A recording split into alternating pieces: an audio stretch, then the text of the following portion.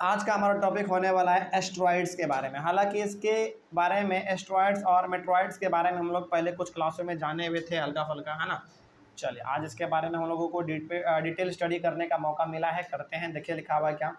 सबसे पहले हम लोग देख लेते हैं कि एस्ट्रॉइड का डेफिनेशन क्या है, उसका मतलब क्या है ना। Asteroids are small rocky celestial bodies moving around the sun between the orbits of Mars and Jupiter. देखा जाए अब यहाँ पे ध्यान से, एस्ट्रॉइड क्या है। अच्छा, कभी कभी आप किसी न किसी आप कभी मूवी में देखें, मूवी में आप देखेंगे कोई कोई ऐसा मूवी होता है जो कि आसमान के बारे में बताता है ना।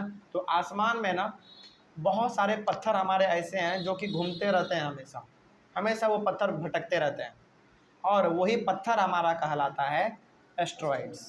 ठीक है ना। तो पत्थर ऐसे हैं। अच्छा, कभी कभी आप ये भी सुने होंगे कि आसमान का वो गोला जो है, पत्थर जो है बहुत बड़ा धरती की तरफ आ रहा है, इस प्रकार का आप सुने होंगे, है ना। तो वो जो पत्थर आ रहा होता है वो क्या है हमारा, उसी को हम लोग कहते हैं एस्ट्रॉयड, है ना। चलिए, और ये एस्ट्रॉयड हमेशा घूमते किसके तरफ रहता है, हमेशा ये घूमता रहेगा किसके किसके ऑर्बिट के बीच में। अच्छा, ऑर्बिट मतलब क्या, ऑर्बिट मतलब एक उसका खास रास्ता बना हुआ है, वो उसी पे घूमेगा, है ना। जैसे धरती का अपना अलग ऑर्बिट है, मार्स का अपना एक अलग ऑर्बिट है, जुपिटर का अपना एक अलग ऑर्बिट है, उसी ऑर्बिट पे वो घूमता है और सूरज का चक्कर वो बार बार लगाता रहता है ना। चल, तो ये जो हमारे एस्ट्रॉयड है वो किन ऑर्बिट के बीच में घूमता है, मार्स और जुपिटर के बीच में जो ऑर्बिट है, जो जगह खाली बचा हुआ है उसी के बीच में बार बार घूमता रहता है ना। चलिए आगे।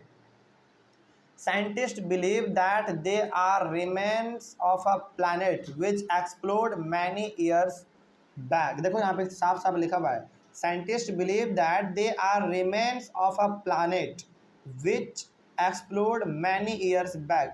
साइंटिस्ट का कहना है कि वो जो पत्थर घूम रहे हैं ना, वो पत्थर नहीं है, वो भी पहले किसी न किसी प्लानट का हिस्सा रहा होगा, बाद में वो टूट के अलग हो गया, ऐसा साइंटिस्ट का कहना है। समझ रहे बात को।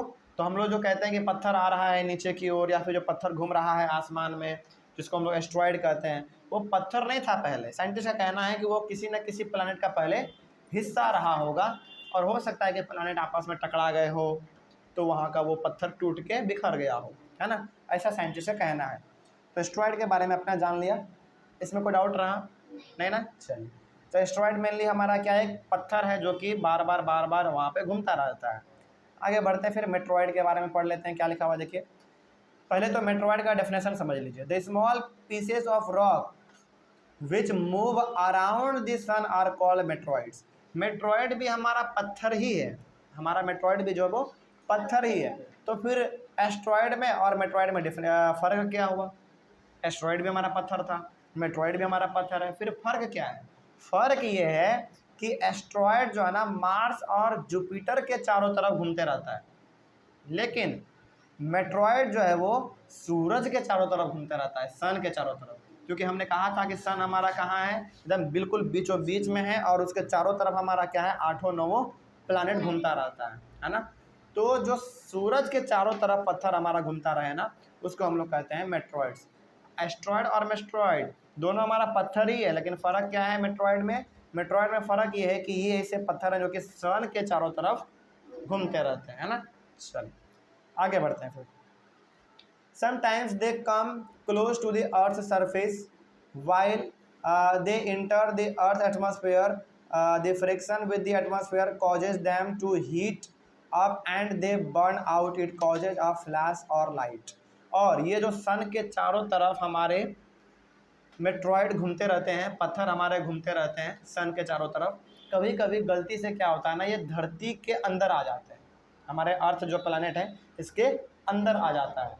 और जब ये अंदर आता है तो हमारे वातावरण में क्या है, हवा है ना, और जब वो आएगा तो किसको चिढ़ते हुए आएगा, हवा को चिढ़ते हुए आएगा, है ना। जब हमारे पृथ्वी के अंदर वो इंटर करेगा तो किसके कारण, हवा को चिढ़ते हुए एकदम पूरे हमारे तरफ आगे वो बढ़ेगा।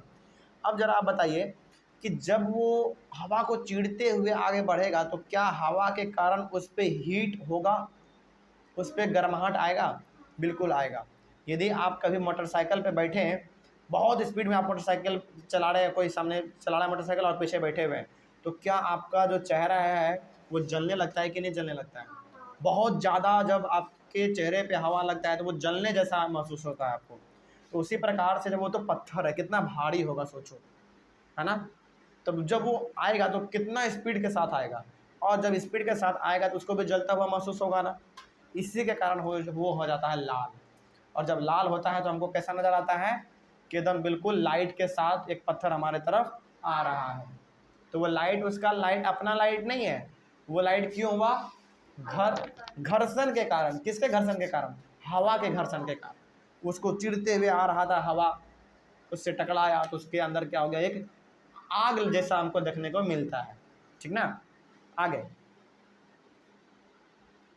Sometimes a meteor without being completely burned falls on the earth and creates a hollow। और बहुत बार क्या होता है, जब वो कोई मेट्रॉइड्स आ रहा होता है उधर से पत्थर हमारा, बहुत बार हमारे जब धरती पे गिरता है, और जब गिरता है तो बहुत बड़ा तबाही करता है ना? क्योंकि जब सोचो, जब हम लोग 3 मंजिले से कोई एक पत्थर नीचे फेंकते हैं और किसी को यदि नीचे हो और उसके सर पे यदि फेंक दे तो उसका सर फट जाता है ना? 3 मंजिले से फेंकने के कारण ही केवल। तो जब ज़रा सोचो कि वो तो बाहर से कितना दूर से आ रहा है, वो भी छोटा मोटा पत्थर तो होता नहीं है, और जब वो किसी पे गिरेगा या फिर किसी बिल्डिंग पे गिर गया, फिर कहीं पे खुले जगह में गिर गया, तो सोचो उस जगह का क्या हाल होगा, कितना लंबा अंदर वो चल जाएगा।